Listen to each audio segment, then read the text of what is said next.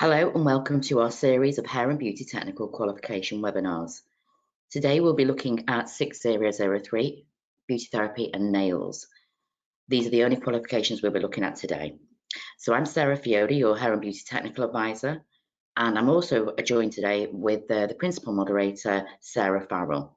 And Sarah Farrell will be running through some hints and tips to support you with your synoptic assignment. Sarah's also on hand to support you with any questions that you may have. So let's move on to some housekeeping. So we're presenting this webinar from home and from different parts of the country. So please bear with us if you hear any background noise, which could be my little dog. So just bear with us on that one.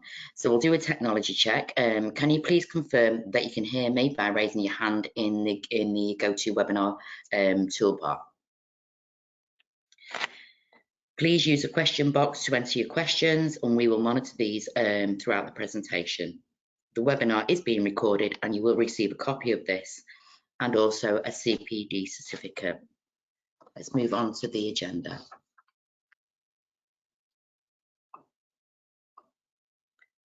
So today we'll be looking at the assessment structure of technical qualifications, progression to university, valuable resources and important dates for your diary, preparation of technical qualifications, synoptic assignment for this year, the written exam, completing some documentation, some resources that we have for you, and some useful contact numbers, and obviously any questions that you may have and you would like Sarah or myself to answer.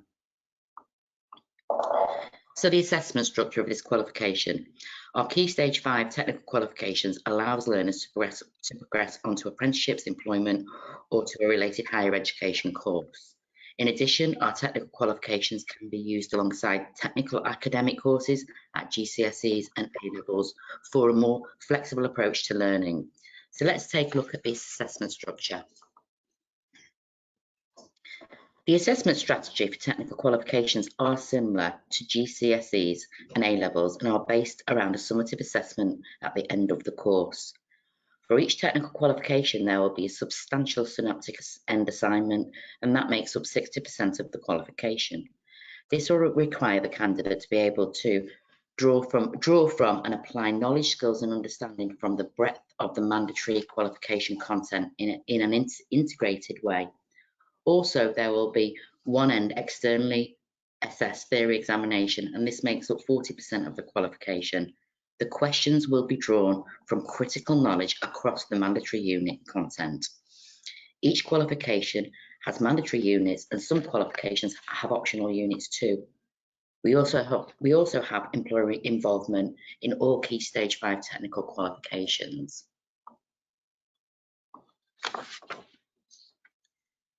We'll now look at the two main elements in more detail. Technical qualifications have been designed and endorsed by employers, providing up-to-date and highly relevant skills with graded assessments. A practical and applied approach to the assessment ensures that staff have a more time to focus on the teaching and learning, and this then will help with more successful outcomes. So the technical qualifications are comprised of the following elements. As I said on the previous slide, the synoptic assessment. This is an assessment in which two or more areas of learning are brought together in a single assessment. This approach has been adopted for all technical qualifications in order to help learners make connections between areas of learning and to promote a holistic delivery and understanding of the subject synoptic assessment. Synoptic assessments are comprised of a practical assignment and a written examination. The assignments are externally set, internally marked and externally moderated, and are designed to assess a specific optional task or area of the qualification. To do this, the candidates will be required to identify and use effectively the appropriate selection of skills, techniques, concepts, theories, and knowledge from across the whole content area. The examinations are externally set and externally marked and will be sat online through City & Guilds computer-based assessment platforms. The exam assesses the depth and breadth of the candidate's understanding of the mandatory content of the qualification. We have our employer involvement for all Key Stage 5 technical qualifications, and employer involvement is a requirement, that must be successfully met in order for learners to achieve this qualification. Although it does not contribute to the overall qualification grading, employer involvement in the delivery and/or assessment of these qualifications is essential for the candidates and will therefore be externally quality assured by City and Guilds.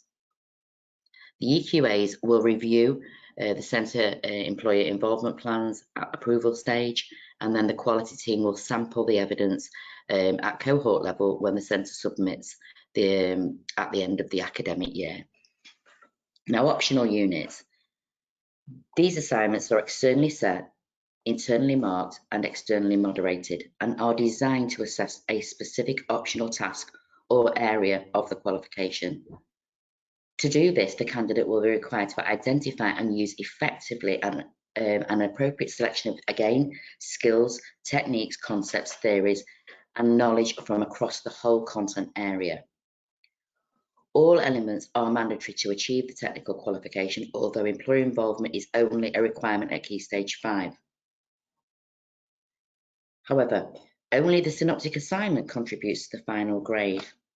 There is no direct claim status for any of the components of a technical qualification, so centres will not be able to claim the results themselves. So no direct claim status is applicable to these qualifications. So progress to university. I really do like this slide. It gives you an overall of what the technical qualifications weigh in at. So our level 3 technical qualifications can help a learner progress into university. The UCAS tariff points that our level 3 technical qualifications carry are aligned with an A level, depending on their grade size and by undertaking a technical qualification. A learner can strengthen their application for an undergraduate degree in the UK. City and Guilds technical qualifications are practical courses that have been designed by employers for 14 to 19-year-olds. They have been recognised on par with GCSEs and A-levels and carry UCAS points at level 3. With these qualifications, you can progress to an apprenticeship, university, or go straight into employment. So we're going to take a look at our support resources that are vital for being able to deliver a successful technical qualification. So these are generic resources available to yourselves on our website. I've put a link there for you, resources and support. So if you hit that link, it'll take you to everything that you need to know. So follow the link on the page to access the technical checklist. This gives you all the important dates for your diary, a welcome pack. The welcome pack explains so much. It's full of information, and we do a welcome pack every year, giving you all the key dates for your diary. And that's really important for you because it gives you that support and guidance. And it's a really simple and swift document to read. The synoptics are all on the website. As well, and at the beginning of the academic year, we do give you a window of time to review the synoptic assignments, and if you do have any questions, you fill a form in, and we actually will answer your queries for that synoptic on that year. The checklist is really important for me because this really, whatever course I was running, whatever technical I was running, I would have a checklist as my main in my folder, if you like. And it tells you every month what you need to be doing. So it's a great way of not missing your key dates for your diary. You can sort of miss that because it's quite a lot of dates on there. But this is really good, so you can just tick a box to say, I've done that. That qualifications. I've sent all the information to the portal for that one. Again. We have our exams timetable that's there every year. So we have the spring and summer series sitting for each technical qualification. We also have, if you can see in the red box, and I'm going to go on to this on the next slide, but in the red box there, I've highlighted events and webinars, and they are past webinars and events that are up and coming. And there are 4 really important webinars, you know, for anybody running or new to running a technical qualification, or for anybody who just wants a refresher. The 4-part series here really does help you, and I'll move on to that in the next slide. Not the next slide, the slide after. So moderation portal, I would suggest, you know, you download the Moderation Portal Center User Guide, which I have included a link, as you can see, which is in bold. This will really, you know, help you to understand the processes that you have to go through to upload your marks and evidence. And again, I've hit a link there for you, access the Moderation Portal. Again, it's an online administration platform used to facilitate the submission of your marks and evidence and the moderation of the synoptic assignments, centre assessed components like your optional units, and employer involvement for the technical qualifications. Now, I've added this slide because, you know, I think it's a really, really good slide. And when somebody, a centre applies for qualification approval for a technical qualification, our technical team at City and Girls will send out this video for you to watch. So it is the first steps, it's preparation to delivery. So it's going to give you lots of information, you know, generic information. But again, I think these sort of past webinars, the things that we send out, are really good to use as a form of standardization for your technical qualifications. Now, coming back to the standardization of the synoptics, and this is what we are primarily here for today. You know, the webinars are there. It's a four-part series. The part 1 is the delivery of the synoptic assessment. 2 is the learners and centre produced evidence that's required for the synoptic. Part 3 is marking and standardisation, and part 4 is the submission of your evidence through the moderation portal. And again, on this slide, I put a link for you, and it will take you straight to the resources that you need. So if we look at the preparation and ask yourself, have you got all the resources that you need for the qualification? So we do have our qualification handbook, and that is your teaching syllabus. It's the nuts and bolts of what you need to deliver to your learners to fully prepare them for that end synoptic practical assignment and knowledge exam. This is your Bible. We've got the synoptic practical assignment and knowledge exam. Now, our writers who wrote the qualification and who wrote the exams, they can only use what's in the qualification handbook. They will write around the depth and breadth of the knowledge that you have delivered to your learners. The synoptic assignment itself is password protected. You can get that password from the walled garden. And I would suggest that you need to read it fully and, you know, really familiarise yourself with the synoptic, and then you will know exactly what is expected of your learners on that day. Qualification reports really are amazing. They're an insight into, you know, last year's national picture. They're on the website. They are not password protected. It tells you how learners performed last year for the synoptic assignment and knowledge exam. So please make sure you have a look at these. Again, you can use these for standardization. It's another tool for you to use so you can improve and make sure learners have the best opportunity to get the best grades and showcase their skills. Now, we do have the principal moderator with us today, and she does spend an awful long time writing this report. So I would strongly suggest that, you know, you really have a good read of this, and it gives it gives me and myself, you know, an insight on how our learners did in the synoptic practical assignment last year. It gives a national picture, and it helps you to understand what a pass mark was and how many learners got a pass, a merit, distinction, or a distinction star. And then we have the chief examiner's report, which is an insight again into how the learners did in their spring and summer exam series. And on the website, we have past papers and marking guides, and these will help you to prepare your learners for that end knowledge exam. Again, we do have synoptic sample synoptic assignments, and you probably are using them now as a mock assessment with your learners.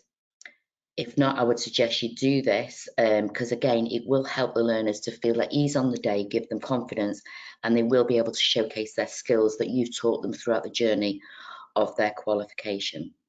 And we also have exam guides, and exam guides need to be downloaded just like the handbook, and you need to work with the handbook and the exam guide together. I'll be talking about that later on in this presentation. Ongoing formative assessments. So to help prepare learners for the assessments, it's advised you carry out periodic formative assessments, which I think is a really, really good idea. So like I say, we've got sample assessments, they're on the website. We have our Smart Room material. And, you know, for myself, if I was delivering on the technical qualifications, my first sort of formative assessment, or if you like, mock trade test, would be after half term in October. During those 6 weeks from September to the, you know, coming back from half term break, you will have taught them quite a lot of skills and knowledge. They will have quite a lot of knowledge. So I would run a synoptic on what you taught them to date. And I would sit with the learners and go through the marking grid to let them understand the assessment objectives so they know what they're working to. The next formative assessment I would do would be before Christmas. Again, you taught them an awful lot by then, and they would be running a full day for me and running a column, you know, because we've got to get them shop floor ready. And formative assessment is a real good way of helping your learners to build confidence on the day of their actual synoptic assignment. And my third mock or formative assessment would be around February time. And that would really give me a good overall understanding of where each learner was, and they would also know what sort of bands they were in, if you like. If you go through the bands with them, you know, they could be in a band 1 in October. You know, if they're in a band 1 in October, we know that's not a pass. We know band 2 is not a merit, and we know band 3 is not a distinction. We don't know anything till everybody's marks are all collated. But if your learner is in a band 1 in October, you should be working with them on with their individual learning plan to get them into a band 2 and you know, explaining to them what they need to do to be able to move up bands. So again, showcasing their best possible skills and behaviours that they can to get higher grades.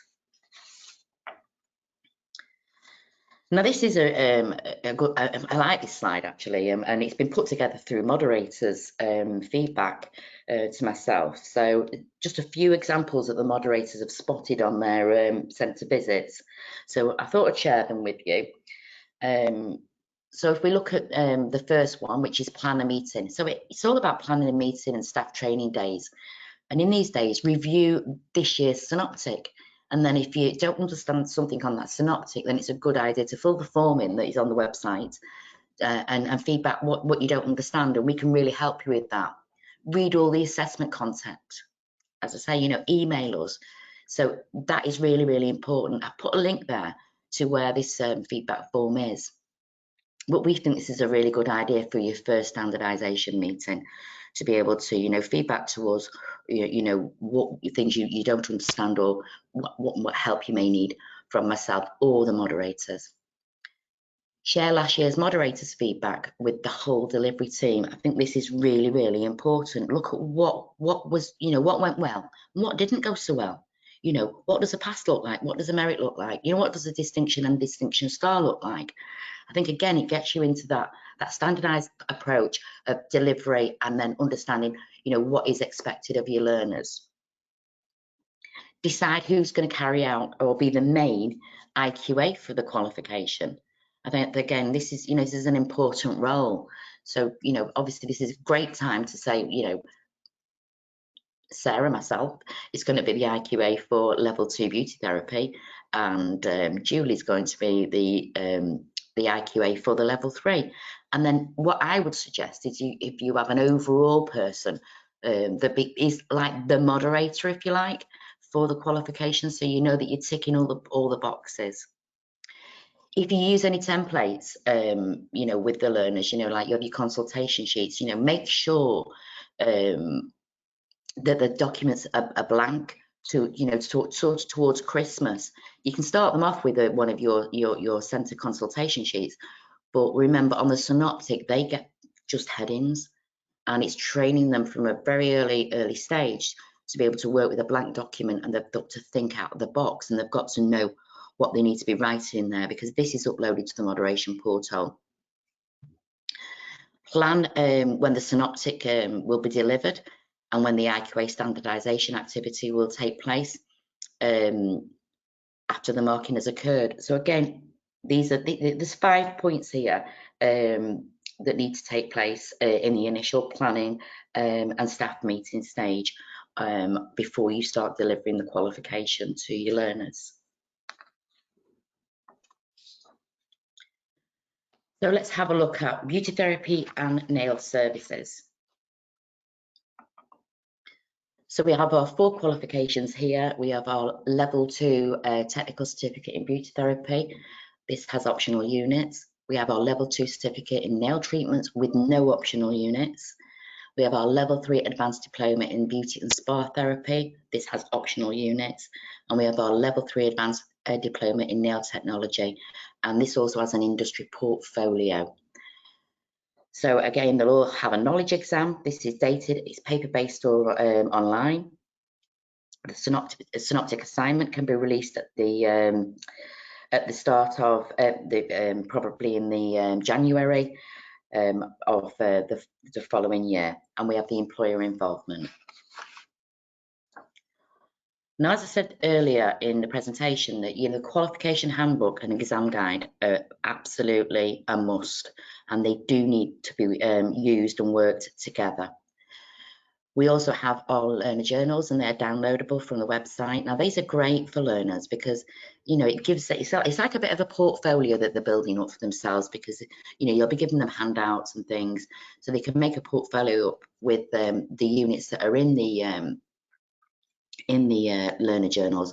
I think it's also good because it's a tick box exercise for them to see what they really feel strong and confident on, and what they feel less confident on, and they can go back and you know, you can go back with them and help them to build up the confidence in the units or in the topics that they are not too sure about. So I've broken the qualifications down for you here. So you've got your qualification structure here. You've got the level 2 beauty therapy, and as you can see, you've got your mandatory units, and you have to complete one of the optional units. It gives you the total qualification time, and also the assessment requirements and employer involvement for the qualification. For level 3, the assessment structure is there, and as you can see, you've got your mandatory units and optional units. But learners must be taught at least 90 guided learning hours from the optional units. You've also got your total qualification time, your assessment requirements, and your employer involvement. Now I'm going to hand over to our wonderful principal moderator, Sarah Farrell, who's kindly here today supporting me, supporting you through the synoptic assignment brief. Thank you, Sarah. Thank you, Sarah. Welcome everybody. I can see some of the names and I know some of you, but I don't know you all. Anyway, if we just go through the synoptic, those that have run the technicals previously, the beauty therapy synoptics have not changed, so they are the same as they have been for the last few years. If I go through level 2 first of all, the learners are going to have to do 2 practical tasks and a 3rd task, which is the evaluation. The 2 practical tasks, they have to do a task on a client that they are familiar with, where they cover the light cure gel polish with manicure basically, day makeup, half leg with either a bikini or an underarm wax. And I would suggest when they're searching for clients that they search for a hairy client, because we found in the past that some clients aren't very hairy and the learners aren't really showing off their skills. Then in the second task, which is an unfamiliar client, they will carry out a facial, lash tint, eyebrow shape using tweezers, and a pedicure with a dark colour finish. So that's the synoptic practical element of the synoptic for this year. And then the third task is they have to evaluate their treatment. Under the synoptic pack, there is, I can't remember what page number it is. It's after the brief, there's the adaptation page. And for this year, for the level 2, if it can't be done, task 2 can be done on a familiar client to the learner. What I have suggested to some centres when they're doing this, which seemed to work quite well actually last year, the learners bring in a client for task 1, and then for task 2 they're sort of just swapped around, if you see what I mean, because we found in the past that learners actually seem to perform better on an unfamiliar client, but that will be totally up to you. So with this, like I said, the assignment pack, there is within that the adaptation sheet, so have a look at that, which will apply to this year. If we think about level 2, just some sort of points that have sort of come up with level 2. As I've said, make sure the client is hairy. Use one practical observation form for task 1 and a separate practical observation form for task 2, because they might perform better at one task as opposed to the other. And then when you sit and you try and collate it and give marks, it's much easier to allocate marks if you've got 2 separate sheets.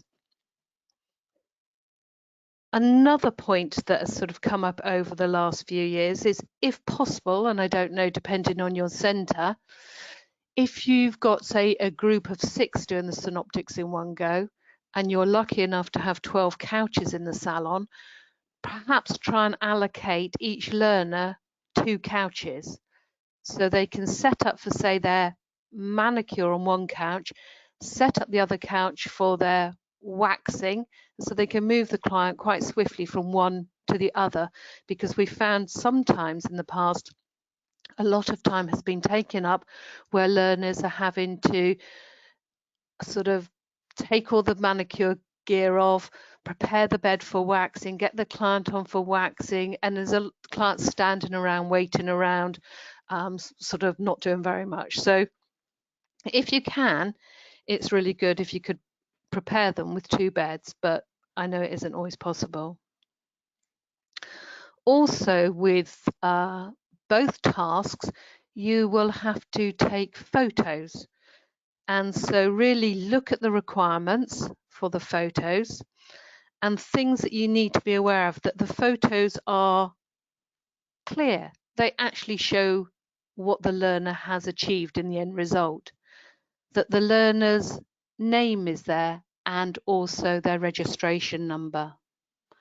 So again, when I've been to several centres, they have had the technician literally be in charge of the photos, going around taking the photos. Or in one centre I went to, they even set up a little photo area, a little photo booth rather, where the students came and had their, the clients had their pictures taken. So just make sure you've checked what needs to be taken for the photos and only upload those photos. If we go to the level 3 assignment brief, again, this hasn't changed. They've got to host a pamper evening. They've got 5 hours to perform these treatments. And again, you can, which some centres have done, have a lunch break in the middle. Some centres I've been to have actually given a little lunch for the clients. It's literally like a spa day with a lunch included. So again, they've got to do body massage, facial electrical, body electrical, and do some form of dry spa. And it doesn't have to be a full body, it's dependent on the client. And again, in the assignment brief, it does say this should be done on an unknown client. Again, there is an adaptation sheet and it's saying that this year it can be done on a known client. And one point to remember with both of these synoptics, if it's done on a known client, you need to make a note on the PO form that it is a client that is known to the learner rather than an unknown client. So with the level 3, things to sort of perhaps help you. Often centres have set up, which I think has been a really great idea, set up the machines at the end of the sort of salon with all the attachments attached. You know, thinking of a Faradic machine that's got, say, 12 pads, if you just leave all the leads separate and all the pads separate, it takes time for the learner to go up, gather all the pads, attach them to the leads, attach them to the machine, etc. So often what they've got the learners to do is perhaps the night before is set up all the machines with all the electrodes and attachments ready so they can literally either wheel or lift the machine to the appropriate workstation. That does sort of save time. Again, products could be laid out for both Synoptics level 2 and level 3. The products could be laid out so the learners could go up and choose what products they need, particularly in level 3 where the product range is quite sort of vast. Other things to think about. Obviously, hopefully, if they're working on a client that they're not so familiar with, they're really using their understanding and knowledge to select the right products, particularly to select the right treatment to meet that client's needs, rather than sort of carrying out a treatment because they think this is the easiest treatment and they feel most comfortable doing it. It's using the right treatment for the right requirement of the client. And also, if they're doing something like EMS, try to get them to use as many pads as possible to really utilize the machine instead of just doing 2 pairs of pads, particularly if the machine's got 12 outlets, they should be trying to use all the pads.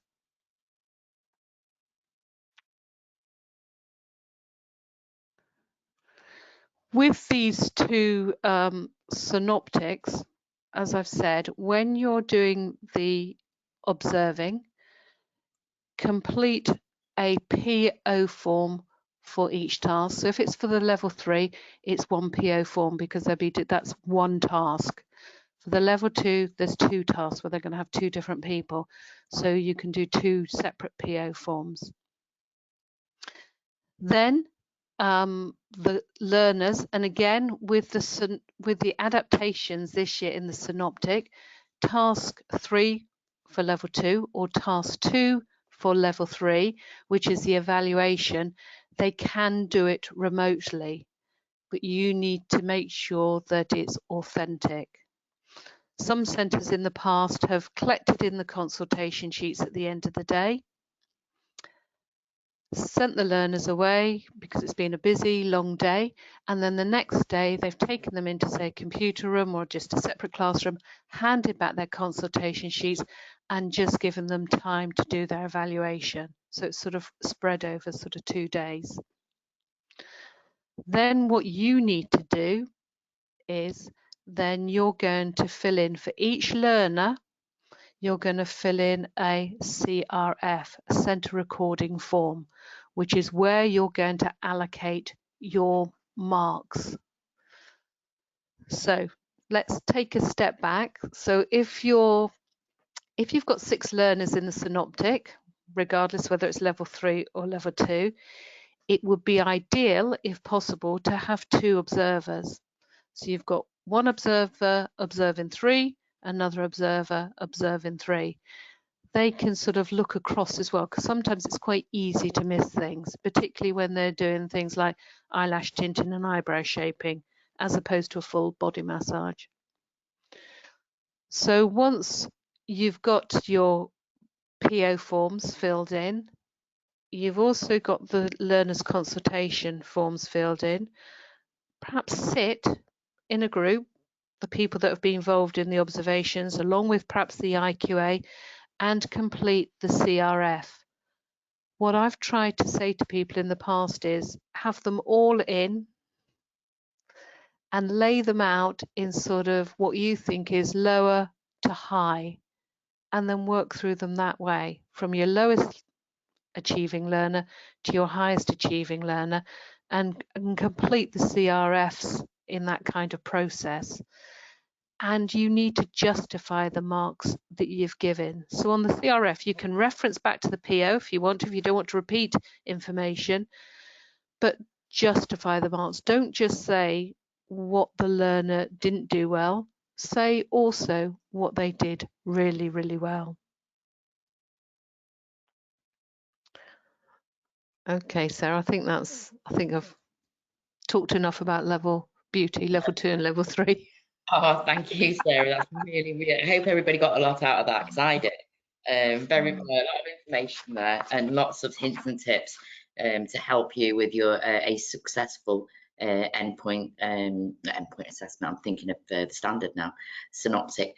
Actually, whatever our learners do, it's an endpoint assessment. It's a synoptic. It's a trade test, getting them ready for employment. So now we're going to move on to the level 2 nail treatments. And again, here is the qualification structure and the mandatory units that are required, the total qualification time, the assessment requirements and employer involvement.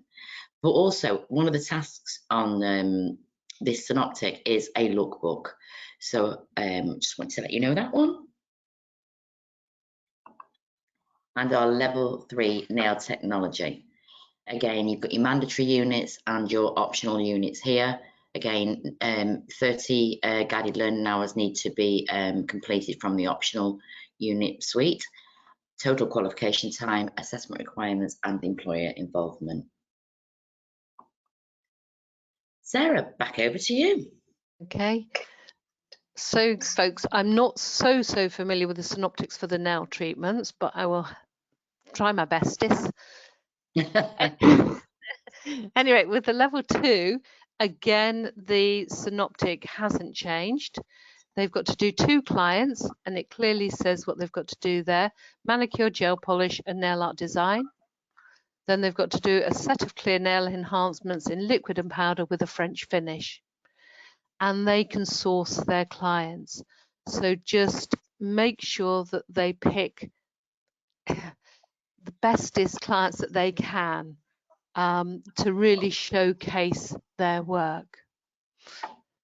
And also with the level 3, so again with the level 3, they've got to set up, again they have 2 clients booked for services.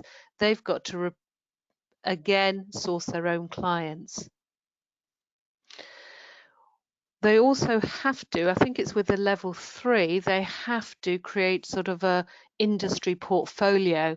So that's them putting together be able to present perhaps sort of finished results of nail art that they've done. So when they go to, say, an industry, they can say, look, this is my standard of work. Here are some photos of work that I have achieved, what I've done in nail art, what nail enhancements I've done, etc. And again, the same with sort of beauty. You will complete, and I would with the nail level 2, I would complete a PO for client 1 and a PO form for client 2, and then draw it together to fill in the CRF, given the marks. And again, with the PO forms, when you're filling them in, regardless of whether it's nails or beauty, use the grading criteria. The grading criteria gives you clear indications of what they've achieved in which band, and use that to help you sort of, when you come to do your CRF, to allocate the marks as well. I'm just looking.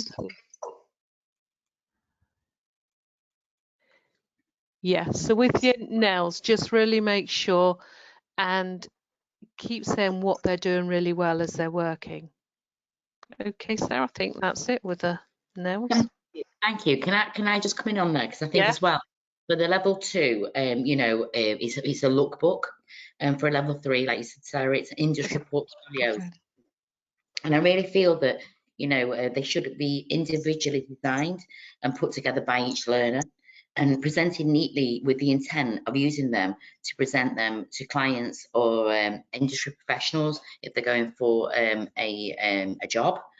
You know, make sure that the quality of the images are really good and accurate. You know, a neat labeling of what they've done and why they've done it, not why they've done it, what they've done. That's really important because, you know, nails is for me, it's very artistic. And you know, it's that creativity, that individual creativity that I feel needs to be showcased as well. Again, descriptions, like Sarah said, of the on the practical observation form should include details of the performance of each learner rather than a general step-by-step. You know, as industry experts, you all know this. This is what we would expect. You know, like for example, is the grit of the file, you know, the learner selected to blend a tip. Did the learner avoid damaging the natural nail during the blending? Did the learner select the right tip type, style for the client's nails? The overall look is really important. You know, a set of nails for me, I'd sense check as well that, you know, you've got a good hand to work with. So I would be saying to my learners, right, you know, you can source these clients yourself. So get some photographs of nails for me that you're thinking of that could be your models on the day, your clients on the day, and let's see. And I'm going to say this to you from an EQA side of me. I remember going into a centre quite a few years ago, and it took a level 3 learner nearly 3.5 hours to complete a full set of you know, nails, you know, acrylic nails, if you like. And the thing was, number one, the actual client didn't have a nail bed because she was a constant biter. So there was actually no nail bed. The learner struggled throughout the whole of this application, and the nails ended up to look like a ski jump. So when the client actually put you know, one hand over the other to actually so the learner could take a photograph of these nails, and she put them down on the nail station, all the tips just pipped off. They just came off. So you've got to think of if you've got a really good blank canvas, you know, you can really showcase your skills. If you've got somebody that's got those awful nails that you can't really do anything with, they're really going to be disadvantaged. So that really, you know, is an important point I'd like to get across, really. Again, for learners, you know, when they're writing their evaluations, you know, really get them to look at the strengths and weaknesses, you know, and what would they, if they could do it again, what would they do better? I think that's really important because that will help them improve, you know, what went well in that service or what didn't go so well in that service.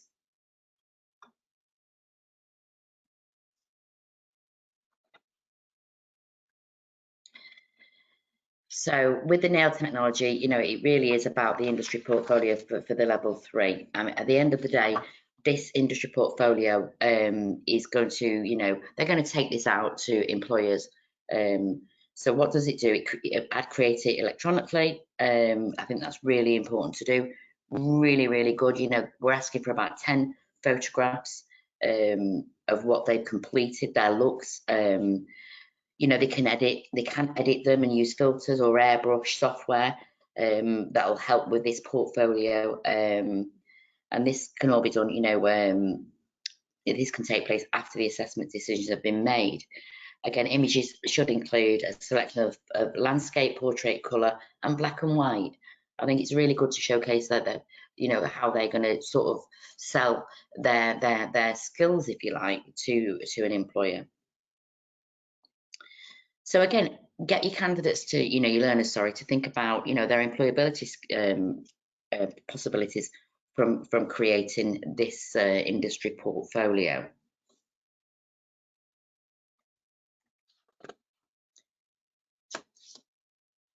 So let's go back into the preparation for the delivery of a synoptic assignment. And, you know, best tips is, you know, really, you know, familiarise yourself and the learners with last year's synoptic So look at the structure of the synoptic, the layout, timings and marking.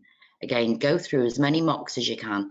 I would definitely recommend at least 3. You know, mark and standardize your outcomes with the assessors and the quality assurance.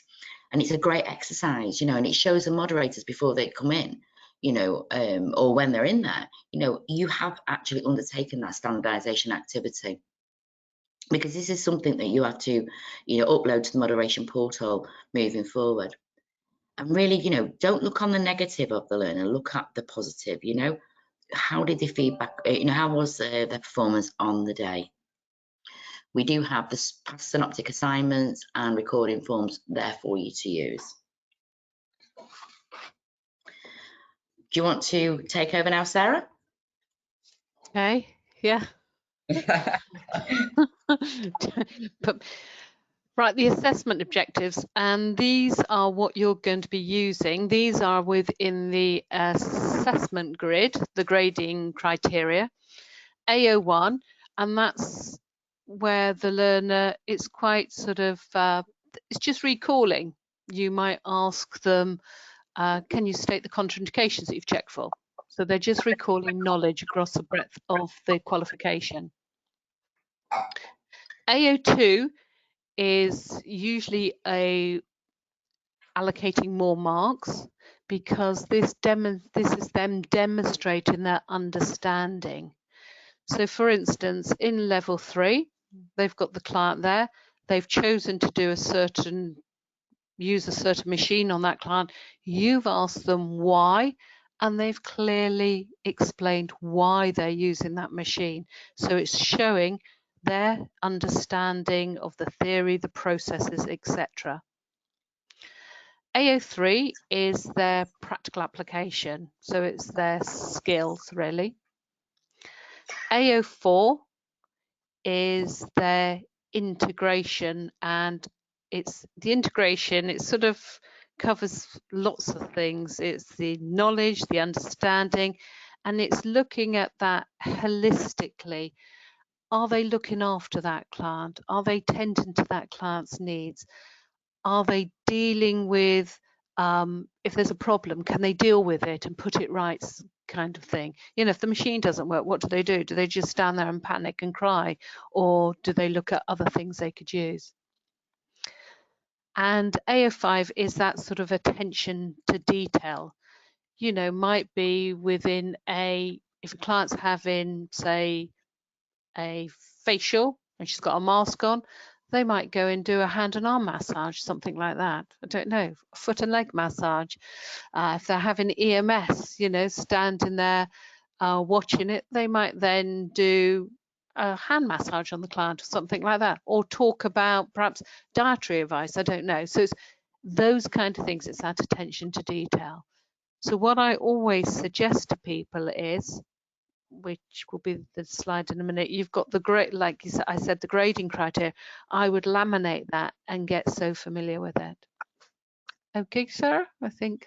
Yeah, I think that's really great, Sarah. Great advice there with the AOs. For me, AO5 is the X factor. You know, it's that who wins the X factor? There's only one person going to win it. You know, who's going to be that distinction star? And it's that attention to detail from myself. And like Sarah said, you know, the massaging of the hands or the foot. You know, even before they start the treatment, say to them, you know, well, you'll have a mask on. Would you like a hand and arm massage or a foot and neck massage? It's all those sort of things that bring it all together, that showcase their intention. For me, when that client is lay on the bed for that 1 hour, for whatever service they're having, you know, the most important person in the world to that therapist is the client. Yeah. You know, that is it for me.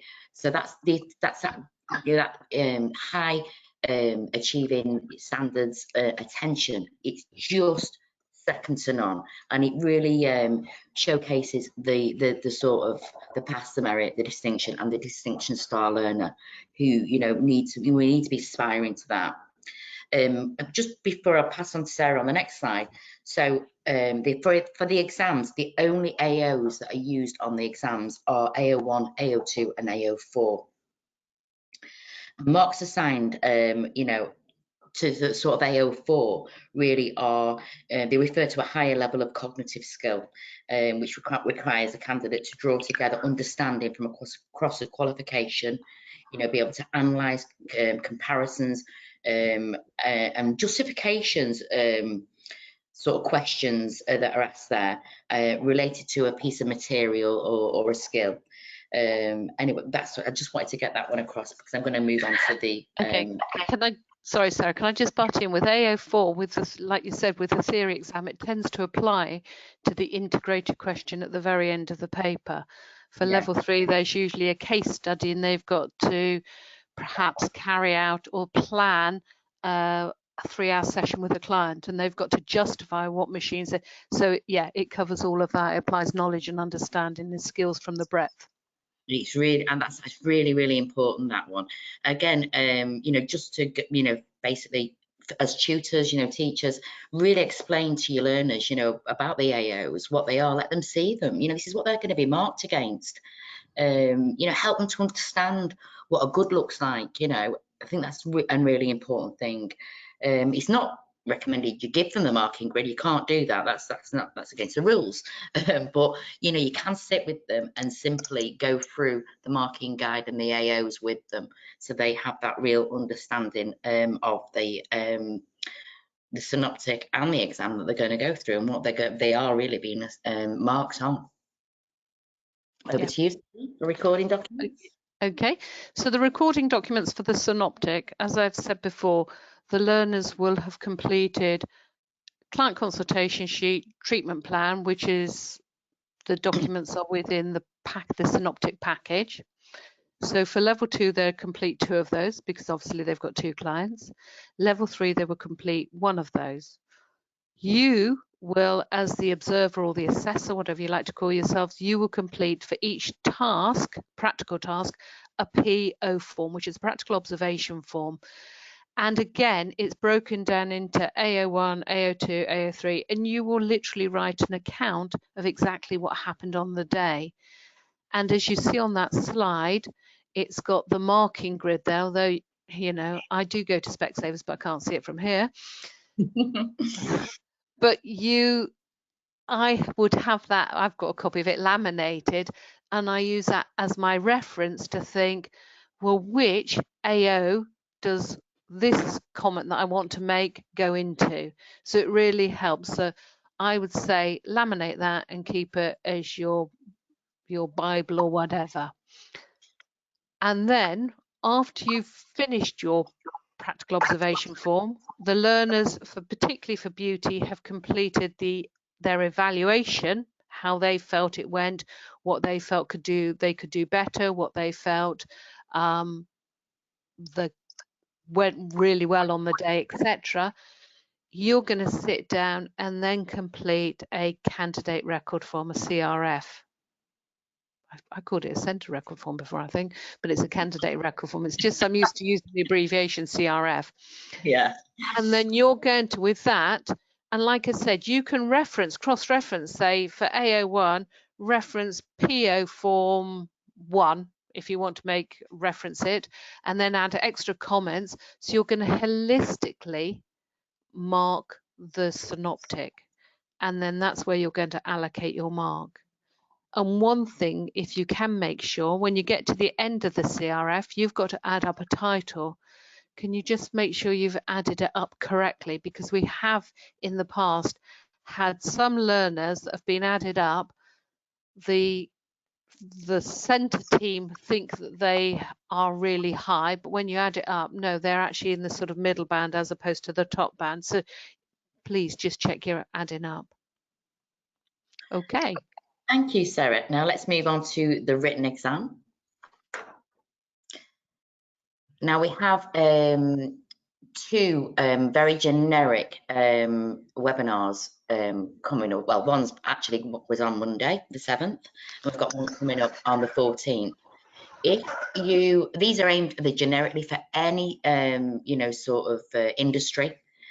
Giving you hints and tips, I would suggest you go onto the attendee GoTo Webinar for the 7th of February. Now that's, if you actually hit that link, it'll take you to the recording.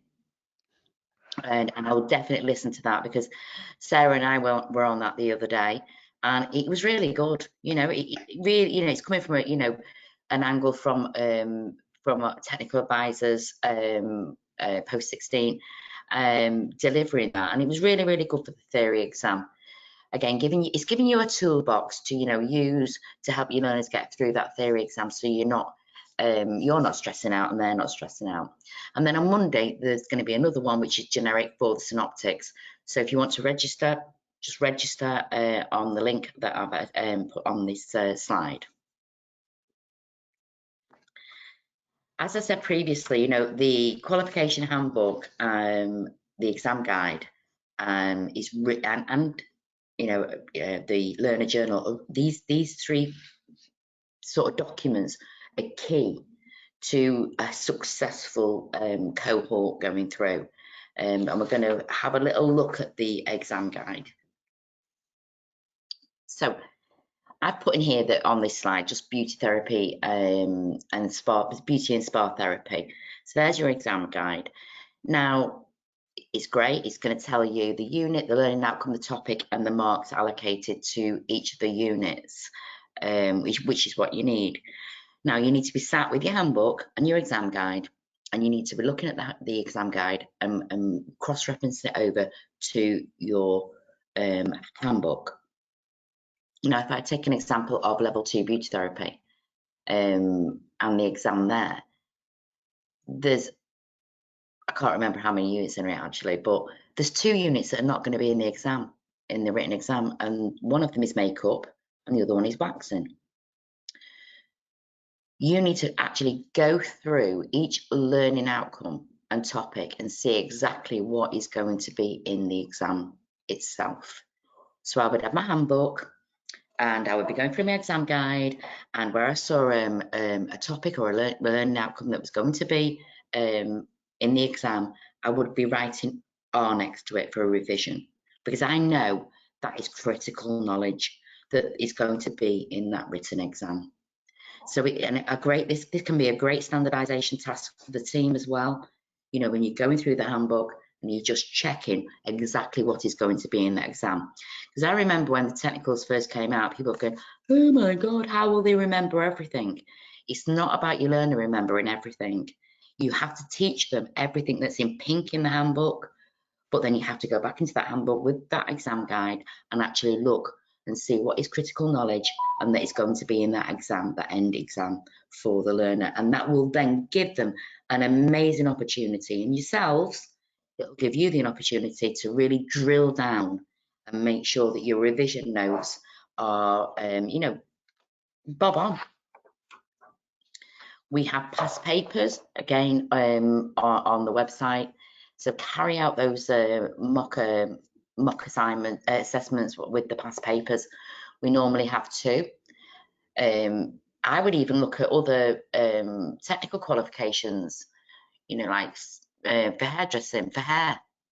So 6002, I'd go on there and have a nosy on those ones and see what questions I could pinch from them, you know, to help the learner. Because we know that really, because hair is not being, or waxing isn't being,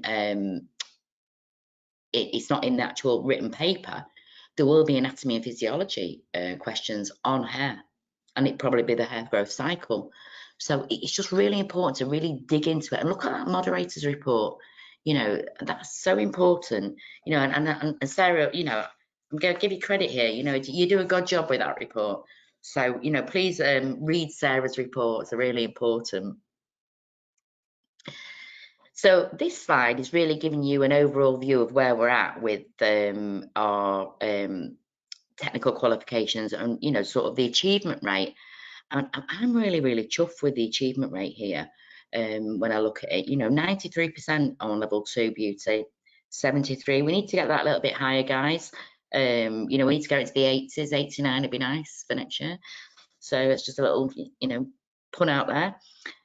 I mean, the beauty therapy, 99%, and nail technology, 93%.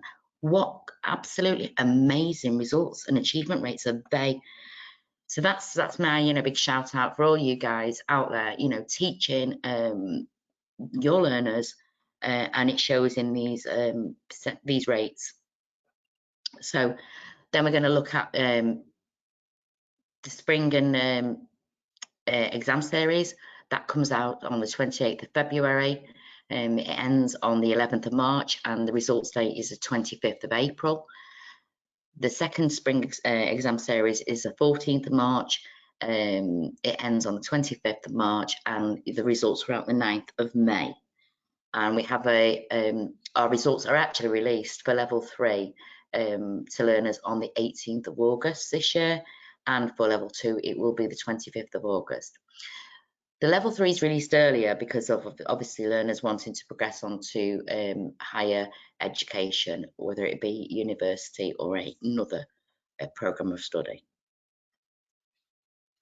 Now, employer involvement, due to COVID, obviously it's been really, really tough with employer involvement, but the best type of employer involvement you could get would be local employers coming in and actually doing your mock assessments with you.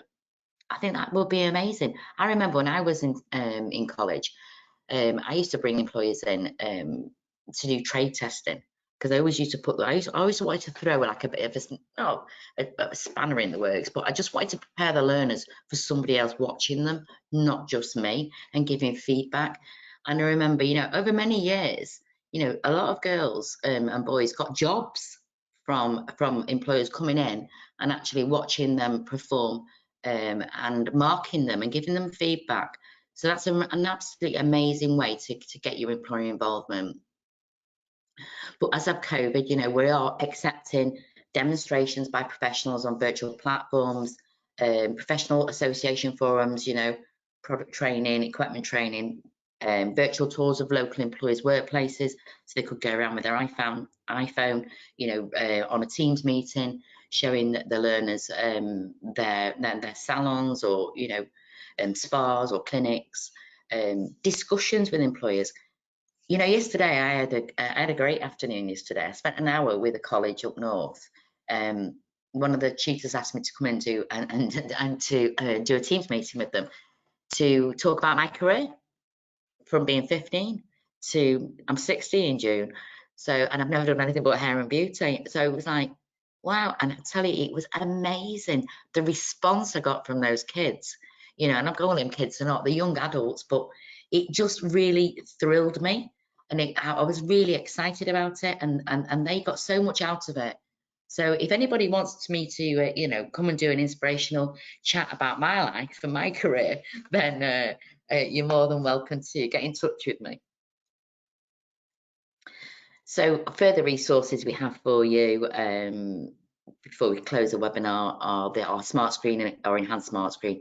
I will be honest, you know, this is second to none, and it's a great way of standardizing all your all the work and the delivery that you give to your learners. I was lucky enough to be a model on level 3 when we developed that. If you go onto the body massage, it's my daughter doing the massage and a lot of the treatments, Sasha, and it's myself as the model. And it's funny because we designed the forearms massage together for level 3. And as I was laying on the bed, I'm saying to her, you need to do this, you need to do that, you know, but nobody could see that, you know, it's mother and daughter. So it is a really good resource. So I really do have a look at that. For the level 2, I was project manager. So I'm the one that's responsible for all the videos when I stop the video and ask questions before the learner can move on. Learner journals, you know, they are literally the best. You know, when technicals came into fruition, we were not going to do a logbook. Obviously, we didn't need a logbook, but I panicked and thought, oh God, and I think Sarah probably panicked too. You know, everybody likes a logbook. So we did the journal, and that doesn't need to be IQA'd or EQA'd. It's really for the learner. It's a journal. You know, they can put anything in there. And the best journal I have ever seen is a retail journal. We don't run that technical qualification anymore. But I saw this retail journal, and it was a young girl's, and she had that many business cards in there from different stores. And she would spend the day, one day was in Kendall's in Manchester, talking to, you know, the girls on the shop floor, Selfridges and John Lewis. And they all the people that she'd spoken to, they'd wrote good luck, and she ended up getting a job at Selfridges in Manchester with Clarence. So you know, it really, you know, it really inspired me that this young learner had gone out and thought, you know what, I'm just going to go talk to these people and ask them to write in my book and, you know, tell me about the industry. So really push your learner journals, get them to really fill that in. It's not just, you know, a booklet, it's for them to reflect when they get older, like me. So the resources there, it's got hairdressing and barbering on it, shouldn't have that, it should be beauty therapy, do apologise. But again, smart screen, we've got everything that you need. You've got your beauty therapy books there at level 2 and level 3. Contacts, so anything to do with technical qualifications, you know, the moderation portal or anything like that, please contact the technical team. They will help you. For any, you know, sort of general day-to-day running, call your customer support team or email them.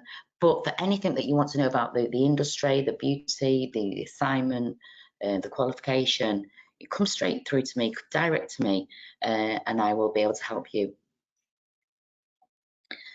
So this leads me to, you know, the useful contact links. Here's my email address there, and Emma's the industry manager. We have a link there for the COVID updates, because we obviously, you know, do updates, so please go on that link. More importantly is, you know, can you all, if you have not, please register for emails, and you will find that tab, if you like, at the bottom of our website when you scroll all the way down, and you'll see email updates there, and that really does help us to support you. Now, the next thing that helps us to support you is the link here to our survey and the QR code if you're real tech savvy. It just helps me to be able to know what you want out of a webinar. What more support do you need? So if you can please complete this at the end of the session, I would be really, really grateful, because at the end of the day, we can only put these webinars on for you guys, but we don't want to just put generic ones on. We want to be able to focus. It could be a half-an-hour webinar, you know, where we focus on what you want to discuss, or you might want to put on the forms is, you know, would like to see more of the technical advisor. Can that technical advisor come in? And now I'd like to say thank you for listening to me, and also for Sarah for joining me. And do we have any questions, Sarah?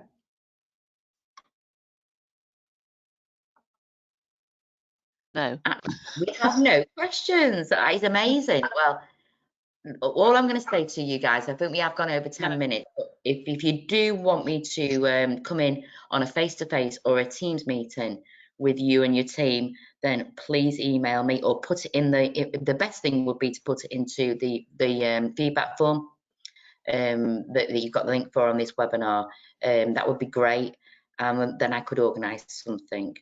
But I would like to thank Sarah Farrell, our principal moderator, for her support and dedication to City and Girls and our technical qualifications. And she is a super senior EQA. In fact, she's my EQA senior.